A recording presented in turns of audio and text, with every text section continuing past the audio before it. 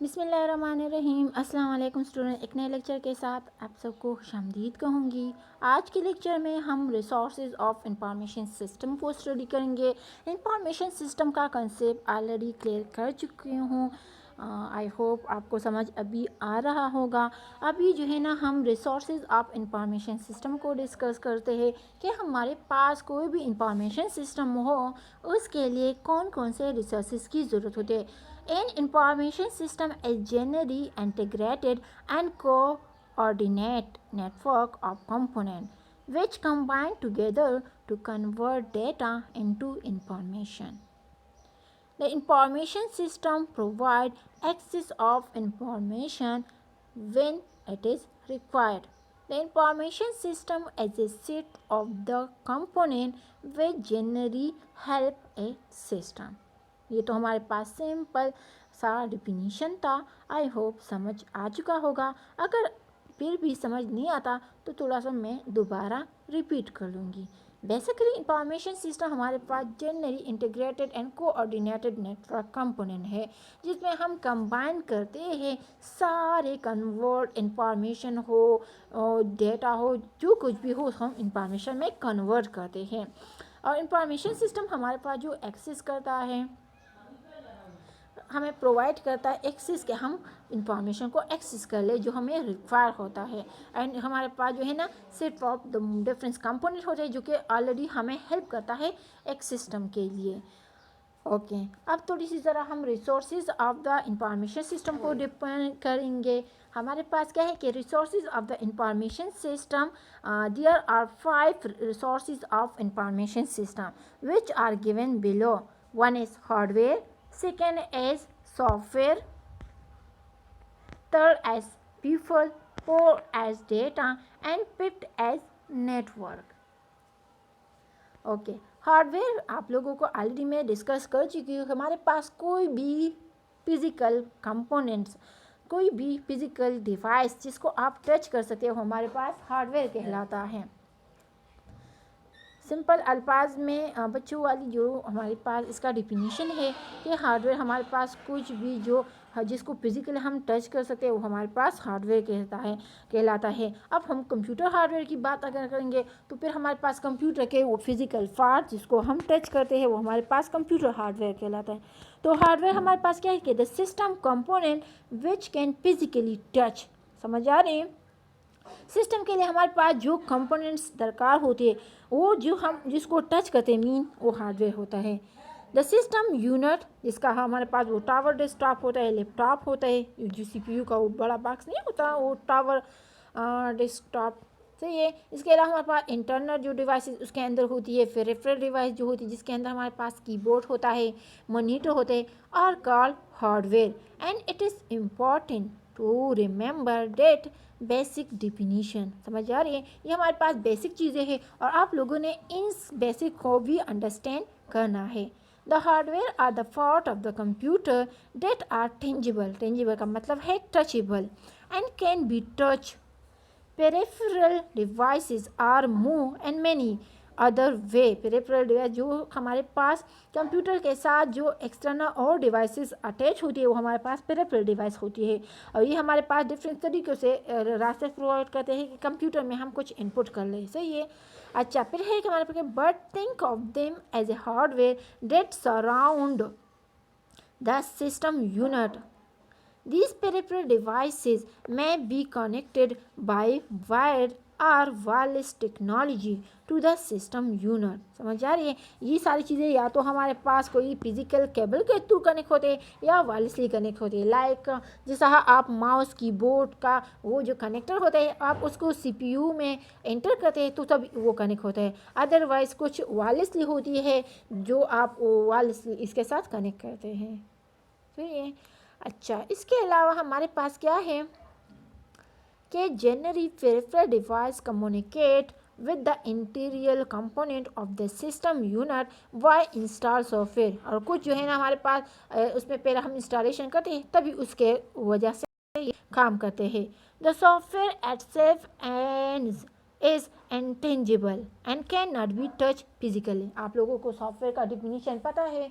अभी मैंने बता दिया कि हमारे पास वो चीज़, वो डेटा जिसको हम जो है ना टच नहीं कर सकते, वो हमारे पास सॉफ्टवेयर कहलाता है। लाइक कि हमारे पास software basically set of instruction होता है, कोड होता है, एक प्रोग्राम होता है जो कि इटसेल्फ हमारे पास इनटेंजिबल है and can not be touch physically.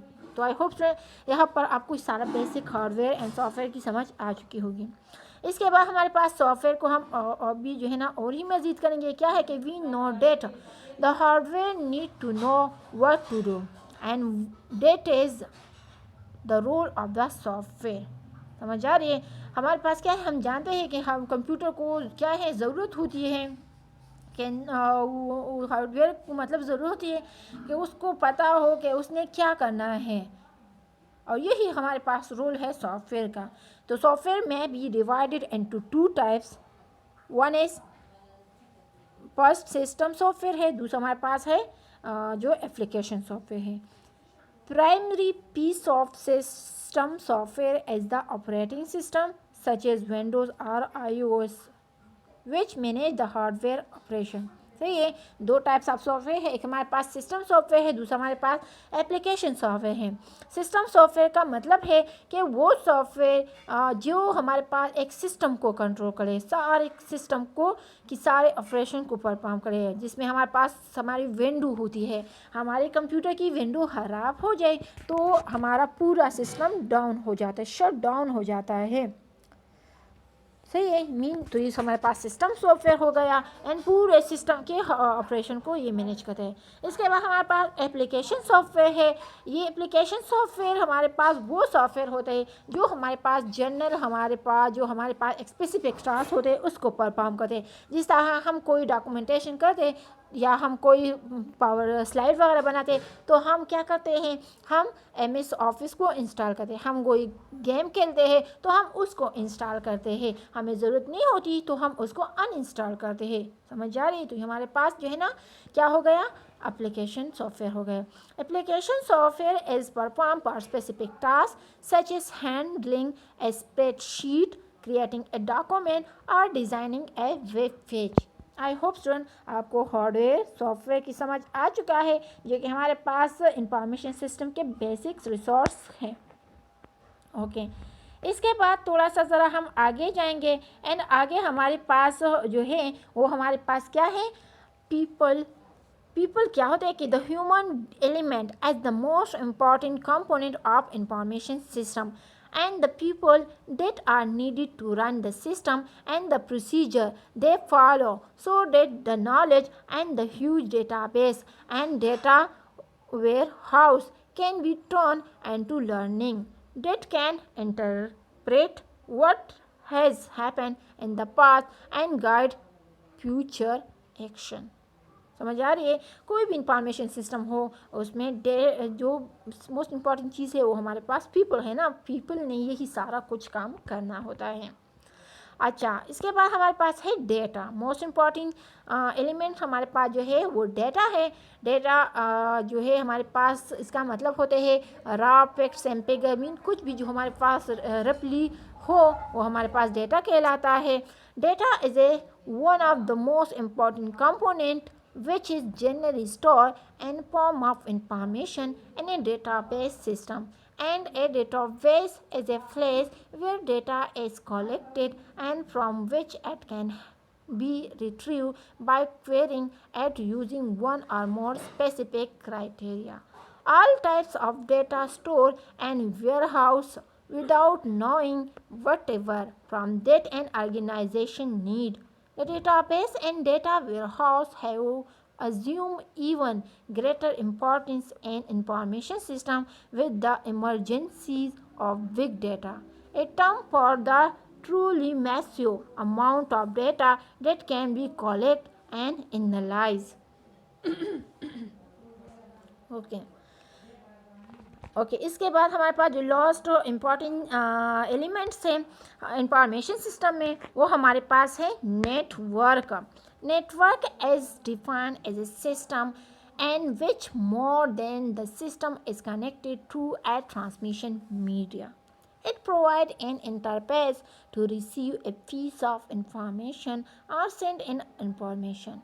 It is also one of the best resource in the information system.